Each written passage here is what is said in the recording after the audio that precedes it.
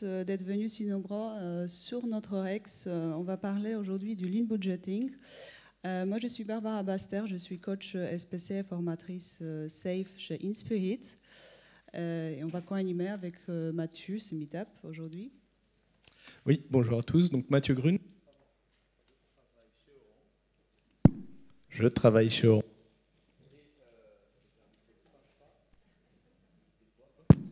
Et on attend. Et on attend pour une meilleure captation. Il est aléatoire. Merci. Et du coup, j'ai une équipe de coachs avec moi pour faire la transformation du B2B. Et avec Barbara, on a travaillé donc à mettre en place le Lean Budgeting, en tout cas essayer de mettre en place un début de Lean Budgeting chez Orange. Alors merci à nos sponsors, sans qui on ne pourrait pas être là. Alors quand on parle d'Orange, dans le B2B, c'est une filiale, on ne va pas rentrer dans les détails de tout ce qui est filiale et d'organisation d'Orange, sinon ça va être un peu compliqué, mais on parle surtout d'Orange Business Services. Pour ceux qui connaissent. Alors Orange Business Services, quelques chiffres, c'était surtout pour vous montrer que ça fait pas mal de gens. On est 30 000 et encore, ça ne compte pas tout le monde, tous les prestataires. C'est à l'international, on est présent dans 65 pays. Et majoritairement, on adresse des très grandes entreprises. Et il y a un changement qui est en train de se passer là, dans le monde B2B, en tout cas dans le monde des telcos B2B, c'est on passe d'un modèle de fournisseur de réseau, finalement, de câbles, à un modèle où il faut donner du service sur ces réseaux, donc des services cloud, des services de cybersécurité et tout un tas d'autres services. Et donc, Orange Business Services, là, ils ont une très grosse transformation à faire aujourd'hui, car le marché a énormément évolué, surtout. Alors ça a évolué déjà assez vite, mais alors avec la crise Covid, ça a été radical sur la digitalisation des modes de fonctionnement des entreprises. Et donc, Orange Business Services doit adapter ses modes de fonctionnement, doit adapter les marchés sur lesquels il se positionne pour toujours être présent, toujours être leader sur les marchés sur lesquels il est leader et prendre des parts de marché sur les marchés où il est plutôt en challenger. Et donc, alors la transformation agile, alors on va vous parler du Lean Budgeting, mais elle n'est pas venue comme ça. On ne s'est pas dit un jour, tiens, aujourd'hui on va faire du Lean Budgeting. C'est vraiment une démarche itérative qui a commencé il y a très longtemps. Elle a commencé en 2008 et elle était plutôt côté IT avec un objectif de sécuriser le delivery, de s'assurer que quand je lance une nouvelle application, je ne pars pas 24 mois pour livrer quelque chose qui ne marche pas et vraiment avoir des choses qui, au moins d'un point de vue technique, fonctionnent. Ça ne répondait pas forcément totalement bien aux besoins du client, mais en tout cas on avait quelque chose qui fonctionnait techniquement et qui cassait l'effet tunnel. Et puis à partir de 2015, on s'est dit ok, l'agilité, l'agilité commençait à grandir de par le monde. Et chez Orange, on s'est dit qu'il fallait aller un peu plus loin pour réduire notre time to market, pour augmenter notre ROI, notre NPS. Du coup, on a lancé différents programmes pour approcher les métiers de l'IT. Et puis après, on a vu que ça marchait bien de rapprocher les métiers de l'IT ensemble. On a vu aussi qu'au niveau du petite équipe, c'était bien, mais que vu la taille de l'entreprise d'Orange, il fallait que ces équipes travaillent ensemble. Donc on est passé à l'échelle. On a utilisé le framework SAFE principalement pour mettre en œuvre des trains. Et puis là, on a vu l'efficacité en fait de fonctionner ensemble, IT et métier à grande échelle, que vraiment ça apportait un plus. Mais on a vu aussi que tous les processus de l'entreprise ne permettaient pas d'atteindre la pleine performance de ce que devait amener l'agilité.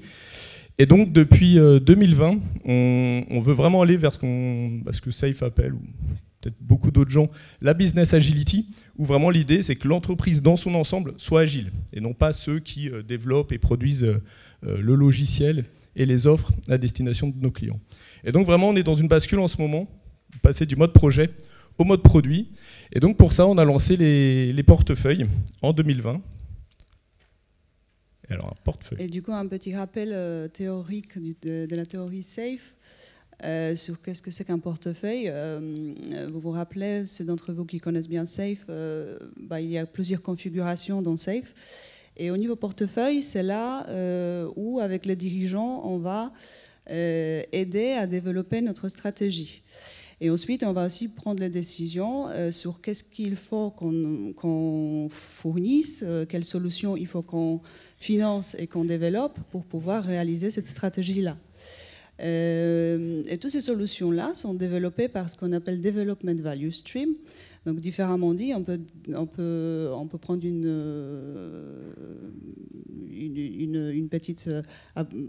petit raccourci pour dire que le portefeuille dans Safe, c'est une collection de ces Development Value Stream. Et du coup, il va lancer ces Development Value Stream, il va les gouverner, coordonner entre eux et aussi soutenir en termes d'exécution pour s'assurer qu'il y ait cet alignement entre ce qu'on est en train de développer et quelle est notre stratégie. Et du coup, cette fonction LPM, elle nécessite une collaboration de différents acteurs en sein d'entreprises qui connaissent et qui comprennent bien la position financière en sein de leur organisation. Et du coup, cette logique-là, on l'a déclinée chez Orange de cette façon-là. Donc on a, alors chez Orange, encore une fois, sur la partie B2B, c'est une partie d'Orange, et encore même dans le B2B, c'était pas sur tout le B2B, donc c'est une sous-partie, je ne vais pas trop rentrer dans le détail. Mais quand même, déjà, ça nous a fait créer 12 portefeuilles. Alors à l'époque, en 2020, Safe, quand il parlait de portfolio, donc on s'est basé beaucoup sur eux pour lancer la démarche, il n'y avait pas trop cette logique de multi-portefeuille à cette époque-là, donc on a un peu aussi dû creuser et inventer un peu notre modèle. Et donc on s'est posé la question de comment on a créé ces 12 portefeuilles, quels étaient les axes pour les créer, parce qu'on ne pouvait pas faire un portefeuille monolithe unique, hein, c'était trop gros, et ça revenait à faire l'entreprise en fait, donc ça ne permettait pas d'accélérer nos prises de décision et de définir un petit peu mieux comment aider nos chaînes de développement, nos trains à être plus efficaces. Et du coup, on a pris ces choix-là. On s'est dit, on va créer des portefeuilles en lien avec des moments de vie du client. On va voir juste après les différents moments de vie du client qu'on a chez Orange. On va identifier aussi toutes les applications IT qui fonctionnent ensemble et qui ont besoin de fonctionner ensemble de manière fréquente pour répondre à ces moments de vie du client. On a essayé d'avoir des portefeuilles qui sont dans le même ordre de grandeur budgétaire, pas des portefeuilles à 50 millions et d'autres à 100K. Parce que sinon, concrètement, c'est pour ceux, en tout cas à 100K, la vie va être compliquée et il n'y aura pas une bonne dynamique et surtout les enjeux stratégiques sur du 100 kg, on ne va pas les trouver. Et puis, point important aussi, il fallait que dans ces portefeuilles, on ait des business owners qui soient représentatifs et légitimes, c'est-à-dire des gens qui, quand ils apportent la voix du business, on les croit. Et puis, ils aient aussi la capacité à prendre des décisions sur là où il faut aller et là où il ne faut pas aller. Et du coup, concrètement, on a lancé ces portefeuilles-là. Donc, quand je parlais des moments de vie du client, donc, en fait, on a fait assez simple. Hein. Il y a l'accueil, donc c'est-à-dire tous les actes simples qu'on va faire avec le client quand il nous contacte, ou voire quand on le contacte d'ailleurs en proactif. Après, on a différents portefeuilles qui sont plutôt liés à nos différentes typologies d'offres, qui vont être autour de la mobilité, qui comprend l'IoT, donc tout ce qui va être en déplacement. Comme on a un grand marché France, tout ce qui est les offres broadband, donc c'est-à-dire filaires, qui sont dans un portefeuille spécifique. On a fait la même chose à l'international.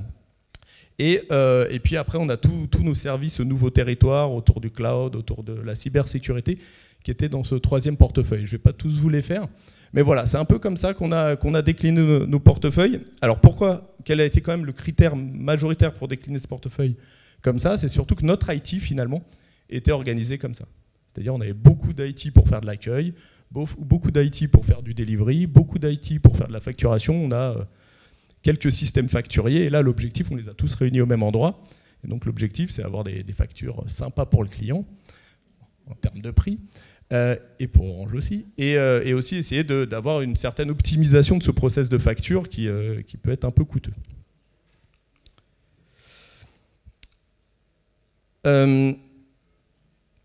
par contre, quand on a créé ces portefeuilles-là, normalement, ce que dit Safe, c'est vous faites ce que disait, alors ils ont changé, ce que dit Safe, vous organisez vos trains, vos chaînes de développement, et puis après, pour arbitrer entre eux, vous mettez un portefeuille au-dessus qui permettra d'arbitrer tout ça au-dessus. Nous, on ne pouvait pas faire ça, parce que d'ailleurs, tout ne passe pas en train ou tout ne passe pas en agile. Et puis même les trains qu'on avait, en fait, ils avaient des vrais problèmes structurels de par leur écosystème parce que l'entreprise n'est pas agile. Et donc on a décidé de d'abord mettre les portefeuilles pour commencer à adresser les processus budgétaires, les processus décisionnels. Et après, une fois qu'on a, et en parallèle, j'ai envie de dire, une fois qu'on a traité ces sujets-là, on passe aussi en développement de value stream. Donc l'idée, c'est aujourd'hui, on a des portefeuilles qui ont un train, plein d'applications en V, certaines en agile. Et l'idée, c'est de voir comment tout ça, on le transforme et on donne du sens. Et un autre point aussi qu'on a aujourd'hui, c'est que le seul budget qui est géré dans ces portefeuilles, qui est vraiment géré dans ces portefeuilles-là, c'est le budget de l'IT. On n'a pas les budgets du métier, par exemple, je sais pas, je suis product owner, qui vient du métier, il coûte, et ce budget-là, il n'est pas géré. Donc là, on ne gère que le budget de l'IT dans nos portefeuilles. Alors c'est un point important, parce qu'on verra avec le lean budgeting, le capacitaire, ça représente bien la capacité de tout le monde, indépendamment du budget. Mais pour l'instant, on ne pilote vraiment que le budget de l'IT. Bon, alors tout se passe très bien. Tout va bien. Tout va bien, merci beaucoup d'être venu. Donc Orange, il se transforme d'une manière itérative. Les portefeuilles sont lancés notamment aussi pour adresser tous les processus d'entreprise. Et ça se trouve qu'il y a un de ces processus d'entreprise qui freine énormément l'agilité, et c'est le processus budgétaire. Donc comment ça se passe chez Orange, mais aussi un peu d'une manière globale quand on parle de la gestion budgétaire traditionnelle. La première chose, c'est que la décision de financement des différents projets, elle est centralisée. Donc elle est centralisée dans une gouvernance. Chez Orange, ça s'appelle contrôle de gestion, qui, elle finance les projets et qu'elle n'est pas nécessairement organisée pour faire du profit. Elle est plus là pour contrôler les dépenses, contrôler les coûts, et c'est ce qu'elle fait. On a aussi une tendance de surbooker des projets, donc on veut s'assurer que les équipes soient en permanence alimentées. On demande du coup de plus en plus de budget, même si parfois, dans certains cas, on sait qu'on n'est pas capable de tout réaliser. Et les projets sont aussi très détaillés en termes de solutions. Donc, déjà en juin, les chefs de projet sont demandés d'expliquer tout en détail en fait, ce qu'ils vont réaliser l'année prochaine, donner des chiffres, combien ils vont dépenser. Et tout ça, c'est trop tôt, parce que souvent, ils n'ont même pas encore commencé à travailler. Et on les demande déjà ces précisions à ce niveau de détail-là. Et du coup, ils sont demandés, donc ils donnent des chiffres. Par contre, ça joue très fortement sur leur prédictabilité. Et puisqu'on est sur la planification annuelle, qui nous empêche la réponse rapide si on s'est trompé, tout ça fait qu'on se retrouve avec les budgets qui sont décorrélés par rapport aux besoins du moment. Et du coup, à la fin d'année, l'exercice budgétaire s'est passé très mal l'année dernière. Donc, nous avons fait un bilan et la rétrospective qui nous a permis de formaliser certains retours des gens qui ont été impliqués dans le processus budgétaire. Ce qu'ils ont remonté surtout, c'était justement ce point-là, c'était le fait que le résultat de l'exercice en soi, il était très mauvais, de mauvaise qualité, et que finalement, ils se sont retrouvés avec un budget décorrélé de leur vraie capacité à délivrer, et décorrélé également de la stratégie métier qui leur a été demandée. Donc finalement, tout ça, ça a fait que les gens n'ont pas compris quelle était vraiment leur stratégie. C'est-à-dire, bon, ok, on dit que ça c'est important, mais finalement, on met le budget dans d'autres choses. Et tout ça, c'était très long, très chronophage. Les gens étaient épuisés, les équipes aussi. Et du coup, ils ont demandé Mathieu et ses équipes de les accompagner pour essayer de trouver une solution à ces problématiques-là. Ouais, on nous a dit l'année dernière, plus jamais ça. c'est fini. Alors il faut voir que, peut-être aussi, parce qu'en mettant en place les portefeuilles, on a fait quelque chose, c'est qu'on a mis sur la place publique la gestion budgétaire, qui était avant cachée. En fait, chaque manager travaillait avec ses équipes pour définir leurs besoins de l'année prochaine, et puis ça remontait, et puis les chefs, ils itéraient pendant longtemps pour arriver à un résultat qui est de même qualité. Mais du coup, c'était caché. Donc là, avec les portefeuilles, on a mis tout ça sur la table, et du coup, ils nous ont dit, ah non, plus jamais ça, en fait, vous ne pouvez pas nous mettre sous forme de portefeuille et garder une démarche comme on avait avant sur la gestion budgétaire, parce que c'est insupportable. Et du coup, voilà, avant peut-être de vous mettre directement dans le vide du solution et de ce qu'on a pu réaliser, il nous semblait nécessaire de vous rappeler ce que c'est qu'un lean budgeting. Donc, pour dire très simplement, lean budgeting, c'est une application des valeurs et des pratiques agiles à la gestion budgétaire.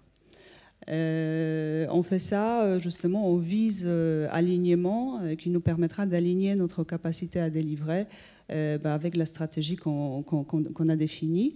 Et du coup, il nous semblait aussi important de rappeler surtout ces deux caractéristiques, on peut dire, de lean budgeting, ces deux changements qui sont importants. Donc, premièrement, on fait un bascule, on passe du financement des projets individuels vers le financement de notre capacité à délivrer de la valeur. Et deuxièmement, la planification et la priorisation va être révisée d'une manière régulière au vu de cette valeur délivrée. Et du coup, les deux termes, les deux notions qui sont très importants à distinguer quand on veut commencer à jouer avec lean budgeting, c'est le capacitaire. Les capacitaires qui nous présentent une quantité de travail qu'on est capable d'accomplir dans une certaine période. Et cette capacité-là, on la mesure quand on est en agile, on va tout de suite dire avec les points de complexité, avec le nombre de story points réalisés dans une itération. Mais on peut avoir aussi les mesures comme, je sais pas, le nombre de dossiers financiers ou les dossiers juridiques traités dans une semaine. Ça peut être aussi le nombre de patients qui ont été vaccinés dans un mois, etc., etc. Et dans tout ça, le budget, c'est ce qui nous finance l'ensemble de ces ressources qui construisent notre usine de production. Et effectivement, le budget il est exprimé en euros. Et après, ce qui est important, qu'est-ce que ça signifie?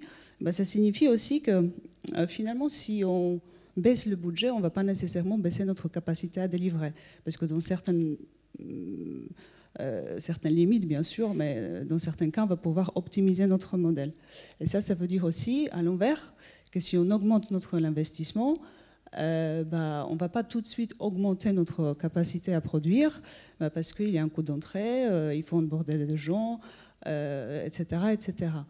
Et donc finalement, c'est très important de comprendre ça, que finalement, avec les ressources fixes, l'entreprise, il est quand même capable d'augmenter ou de jouer, optimiser sa capacité à produire via différentes choses, via baisse du turnover, via travailler les compétences des gens, etc. etc.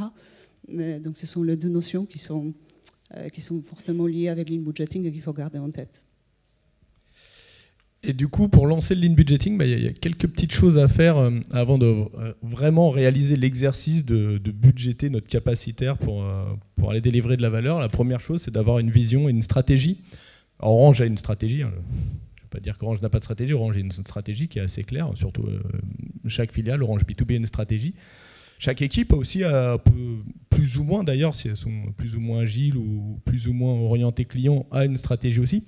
Par contre, il y a un problème de lien entre la stratégie de l'entreprise et la stratégie des gens qui réalisent. Et en fait, il nous manquait ce lien-là, il nous manquait ce lien pour faire l'exercice budgétaire. Et du coup, il nous manquait de cette stratégie qui était commune à l'ensemble des portefeuilles. Les portefeuilles, c'est un bout de l'activité d'Orange B2B. Et il nous manquait en fait la stratégie qui représente ce périmètre-là. Et donc, du coup, on a eu toute une activité pour identifier et construire une stratégie commune à l'ensemble de ces portefeuilles-là.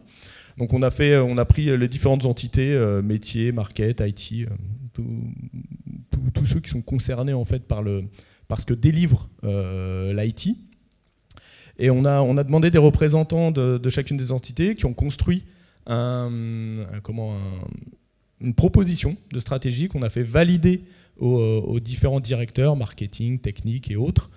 Et une fois qu'ils avaient validé que ok, ça représente bien la stratégie à 5 ans, 4 ans peut-être, 4-5 ans, sur ce qu'il y a à faire au niveau des portefeuilles, on leur a fait prioriser. C'est-à-dire, ok, tout ça c'est important, on ne va pas vous dire que ce que vous avez mis là-dedans, c'est pas important, tout est important.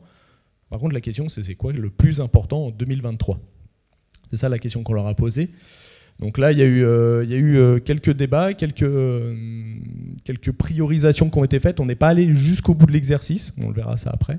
Mais voilà, donc ça, le premier sujet, c'était de construire une vision, de savoir où on va. Parce que l'objectif du lean budgeting, hein, c'est d'aligner notre capacité à faire à la stratégie. Donc déjà, il nous en fallait une de stratégie au périmètre qui nous concerne, non pas trop global, parce que les stratégies, l'année d'avant, on avait fait ça, on avait présenté la stratégie globale d'Orange, et les gens n'avaient pas réussi à se projeter et à faire l'exercice budgétaire en fonction de celle-ci.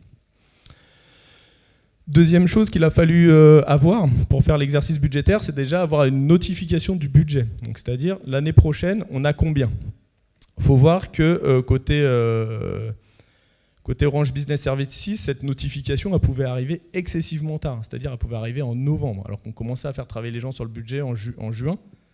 En fait, on les faisait travailler un peu dans le vide. On leur dit, bon, bah, allez-y, dites-nous ce que vous voulez faire. Et puis, en fait, en novembre arrivait, on leur dit, bah, non, voilà, vous devez faire moins 15% toi, plus 10 toi, moins 50 toi. Bon, j'exagère un peu les chiffres, hein, c'est pas de cet ordre de grandeur-là. Mais en tout cas, ils n'avaient pas de guideline, ils n'avaient pas de périmètre, ils ne savaient pas c'était quoi leur terrain de jeu. Donc là, on a demandé à la finance, donc on est allé voir la finance, on les a essayé de les convaincre de l'exercice pour qu'ils nous disent l'année prochaine, à peu près, c'est quoi l'ordre de grandeur du budget qu'on aura côté, alors là pour le coup, côté IT, parce qu'on ne parle que de budget IT, je vous rappelle. On a aussi identifié d'autres guardrails, c'est-à-dire tout ce qui est grow the business et run the business. Donc, c'est-à-dire qu'est-ce qu'on a besoin de faire en permanence juste pour délivrer nos offres et garder notre business à date. Et qu'est-ce qu'on se réserve quand même pour aller chercher du business. Donc là, on leur a donné cette ventilation-là et on leur a donné. Ça a été co-construit par les équipes. Et puis on a identifié les guidelines sur la structure budgétaire. Qu'est-ce qu'on veut dire par là ? Concrètement, un interne, tous les ans, ça coûte un peu plus, parce qu'il y a des augmentations de salaire, parce que là aussi, il y a eu des recrutements. Donc la masse budgétaire des internes augmente. Et du coup, en corrélation, il faut avoir cette vision-là, et du coup, savoir qu'il va falloir jouer sûrement à la baisse, et donc là c'était à la baisse, sur le budget de prestations externes pour compenser l'augmentation du budget interne. Donc voilà, c'est ce genre de structure en fait, qu'on a donné. Tout ça, ça leur a permis d'avoir une vision de dans quel cadre budgétaire ils allaient travailler leur budget. Un autre point aussi, c'est ce qu'on a appelé la baseline. C'est en fait historiquement, dans le système traditionnel, c'est OK, 2023, pour définir mon budget, je vais faire ma liste des projets, comme disait Barbara, puis je vais tous les chiffrer, et ça va dire voilà de quoi j'ai besoin. En fait, indépendamment du capacitaire, de ce qui s'est passé avant. J'exagère un peu l'exercice traditionnel, mais il ressemble un peu à ça. Là, l'objectif du lean budgeting, c'est d'arrêter de faire ça, et de se dire, en 2022, c'était quoi notre consommation ? Qui est là, quel est notre capacitaire et il travaille sur quoi, et se dire voilà, ça c'est ce qu'on a à date, c'est notre mode de fonctionnement à date et notre mode de consommation à date. On travaille sur ces sujets-là, on investit tant sur telle stratégie, tant sur telle autre stratégie, et ça on le sait sur 2022, et donc se dire en 2023 on va être en déformation de ça, c'est-à-dire je vais faire plus 5% de mon capacitaire sur ce sujet-là de 2022. Donc ça, c'est aussi un point important, alors qui est finalement, ça a été un travail.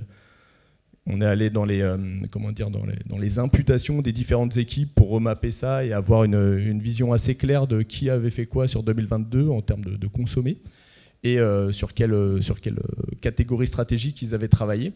Et ça leur a permis de savoir où ils en étaient pour faire leur déformation sur 2023. Et du coup, le premier quick win, on peut dire ça comme ça, qu'on a visé, c'était pour la première fois d'organiser cet exercice budgétaire en collectif avec tous les participants. On appelait cet event Participatory Budgeting et il a eu lieu le 8 septembre, donc tout est frais encore dans nos têtes. Par contre, il y avait une différence quand même, encore une fois pour les puristes du SAFE. Dans SAFE, on utilise Participatory Budgeting à l'intérieur d'un portefeuille pour justement décider les investissements sur les différents Development Value Streams. Nous, on était au niveau supérieur, donc nous, ce qui nous intéressait, c'était d'allouer le budget aux différents portefeuilles qu'on avait en place. Donc il y avait 9 portfolios qui en étaient présents, avec soixantaine de participants en présentiel. Et l'objectif qu'on s'est posé, qui était assez ambitieux, c'était de manipuler l'objet qui était capacitaire. C'est-à-dire de vraiment casser cette tendance de penser projet, faire les estimations, les chiffrages et la somme de tout, et ça c'est le budget dont j'ai besoin. Mais vraiment, de plus, par rapport à la baseline qu'on a créée, de se poser la question, ou par rapport à la stratégie qui a été présentée, j'ai besoin de déformer mon capacitaire. Et même si à la fin tout était traduit en euros, finalement, notre premier objectif, justement, c'était cette mentalité de casser la pensée projet. C'était la première chose. Et du coup, cette journée, elle s'est déroulée en 3 parties. Donc le matin, premier atelier, c'était là où les participants ont travaillé chacun avec son portefeuille, justement pour identifier et pour valider ces déformations capacitaires qu'ils aimaient bien proposer.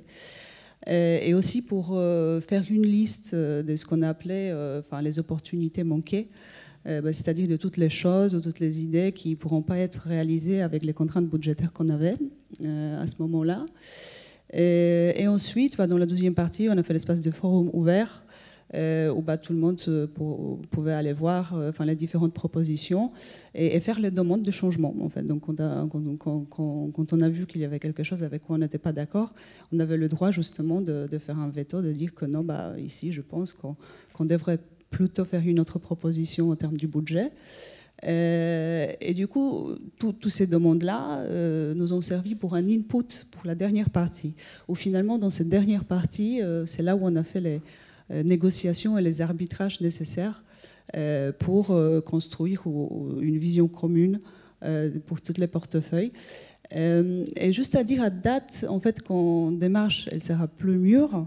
L'objectif, c'est de faire tout l'exercice seulement sur cette troisième partie-là, en fait. Là, on apparaît aussi parce que ce qu'on a demandé aux gens au départ, c'était peut-être pas clair pour tout le monde. Ils n'ont pas tous compris en fait qu'est-ce qu'on voulait dire par ces capacitaires, etc. Et donc, c'était nécessaire de quand même refaire tous ensemble ces 2 premières parties-là et identifier les bons inputs. Mais à date, on aimerait bien se focaliser surtout sur la partie négociation, parce que c'est là où on veut prendre les décisions. C'est cette partie-là qui est le plus importante et la clé.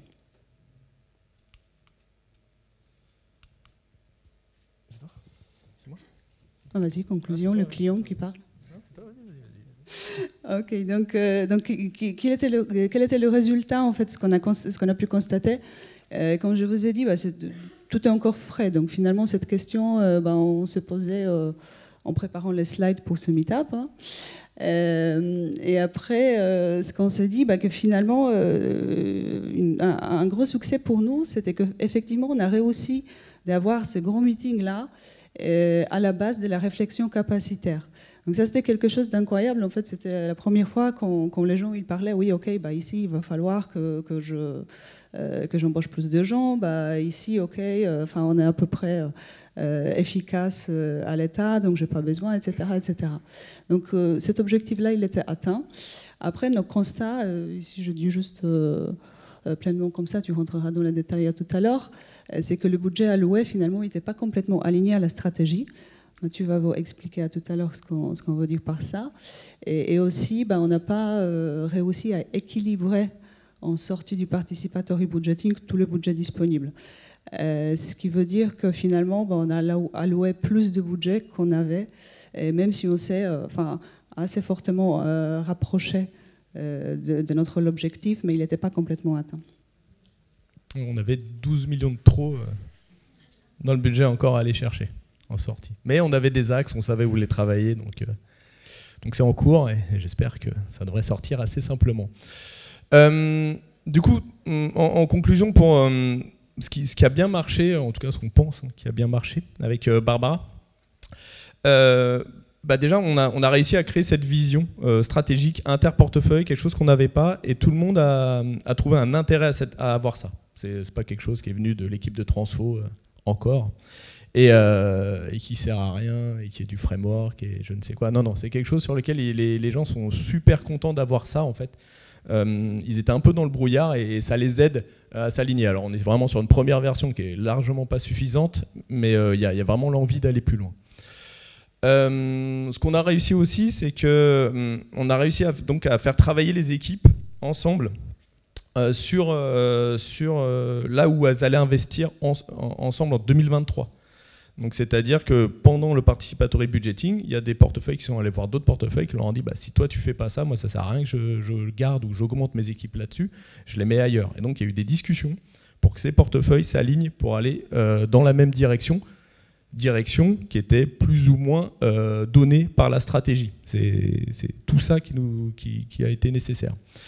Et puis tout ce qu'on vous dit là, donc la vision, la baseline, les guardrails, etc. Tout ça là, ça a été dur à créer. En plus, on l'a créé sur l'été, donc ça a été pénible pour certains qui étaient là. Mais tout ça, c'est réutilisable. Donc du coup, ça c'est fait. Donc maintenant, il reste à les améliorer, mais c'est là et ça va plus être à faire. Donc les prochains exercices vont être plus, en tout cas, on l'espère, beaucoup plus fluides. Et du coup, quelques épines aussi. Ce qu'on a remarqué, c'est que quand même les billets de coûts irrécupérables sont toujours très présents. D'ailleurs, on a dit tout à l'heure qu'on n'était pas complètement aligné à la stratégie. C'est aussi pour ça, parce que les équipes ont déjà prévu aussi de faire certaines choses et ils ont du mal à y renoncer. Donc ce billet-là, il est très présent encore. Et aussi, c'est peut-être à cause du contexte qui était à la baisse cette année chez Orange. Mais la réflexion par rapport à la valeur, le pilotage par pure valeur, elle n'était pas présente. Donc plutôt, les gens, ils étaient focalisés sur optimisation des coûts et sur optimisation budgétaire que d'autres choses. Et ça montre aussi qu'on n'a pas peut-être aujourd'hui encore les outils appropriés pour mesurer la valeur. Mesurer la valeur, c'est ce qui est le plus dur. C'est plus facile de tracer les coûts et les dépenses que mesurer la valeur. Et donc, certainement, c'est quelque chose qui reste à travailler. Et aussi, par rapport aux 9 portefeuilles qui ont participé, il manquait, il y en avait certains qui sont réussis dans cet exercice mieux que les autres. Donc on a certaines hétérogénéités en fait, de la maturité aussi par rapport à la pensée agile, c'est-à-dire à la pensée collective. Il faut ensemble qu'on trouve des solutions. Donc ça a été aussi visible. Et aussi par rapport aux outillages et par rapport à la connaissance de leurs capacités. Et du coup, le dernier point qu'on avait en tête, c'était aussi la décentralisation des décisions. À la fin de l'atelier, on n'a pas pris toutes les décisions. Donc c'était nécessaire de demander les arbitrages de la part des managers après le meeting, ce qui montre peut-être aussi qu'au terme de la décentralisation des décisions, elle n'est pas encore suffisamment formalisée et les gens ne se sentent pas toujours légitimes de prendre certaines décisions. Ouais, soit c'est une question de casting, là on n'a peut-être pas les bonnes personnes, on en avait, mais on n'avait pas certaines personnes qui ne se sentaient pas légitimes, soit c'est les règles de décentralisation qui ne sont pas mises et du coup ils ne pouvaient pas prendre la décision, même si c'est le bon casting. Et du coup, qu'est-ce qu'on a fait émerger avec cette démarche et sur laquelle on veut vraiment capitaliser, c'est vraiment cette prise de conscience que faut qu'on travaille ensemble. Ça paraît évident, et surtout peut-être dans des conférences telles que celle-ci, mais il faut voir qu'au quotidien, dans les équipes, et surtout à ces niveaux managériaux qui travaillent sur d'autres choses que leur projet IT, etc., ils ont d'autres activités à l'extérieur, de se dire qu'il faut qu'on travaille ensemble, et il faut qu'on travaille ensemble de manière assez fréquente, et de manière et pas en surface, en allant vraiment chercher les sujets et les problématiques. Là maintenant, ça commence à être très connu et très ancré chez eux. Et l'exercice budgétaire nous a permis ça, alors que ça fait 2 ans qu'on a lancé les portefeuilles et c'était toujours un peu compliqué à les faire travailler ensemble. L'exercice budgétaire a vraiment aidé à passer un cap là-dessus. Et puis, ça a convaincu, hein, la démarche Lean Budgeting. Vraiment, on a des très bons retours. Ils ne nous ont pas dit que c'était parfait, mais on a des très bons retours. Ils ont vraiment envie de continuer, voire de l'étendre sur d'autres périmètres. Mais bon, c'était que le début. Donc, à venir, il y a encore beaucoup de travail pour mettre en place cette approche itérative. À date, on aimerait bien que le budget soit adapté régulièrement, au moins 2 fois par an. Et surtout, ce qu'il va falloir assurer, c'est la déclinaison de nos OKR à tous les niveaux et adaptation des différentes cérémonies qui existent déjà. Ce que vous voyez ici, à part de participatory budgeting, ce sont les cérémonies agiles des portefeuilles qui existent. Par contre, il va falloir quand même les adapter pour avoir le bonne information qui remonte bien. Et du coup, il y a cet effet ping-pong entre les différents niveaux opérationnels et la strate. Il nous reste, je pense, juste quelques minutes pour des questions, donc je passe rapidement. Oui, juste très rapidement sur les next steps, c'est ce que disait Barbara, il faut vraiment qu'on creuse la partie stratégie avec des OKR. Pourquoi des OKR? Pour être vraiment orienté résultat, recherche de valeur, quelque chose de mesurable. Parce que c'est ce qui va nous permettre en fait, de vraiment aligner notre partie interportefeuille, nos différents portefeuilles, et puis les trains ou les équipes à l'intérieur de ces portefeuilles-là. Aller chercher le financement aussi au-delà de l'IT, parce que là, du coup, tout le monde nous le dit, c'est assez parcellaire, ça ne touche pas tout, ça ne touche pas tous ceux qui font. Donc, aller chercher aussi ce financement-là. Voilà, principalement, voilà les sujets sur lesquels nous devons avancer pour complètement atteindre le résultat du Lean Budgeting. Merci à vous. Merci à vous.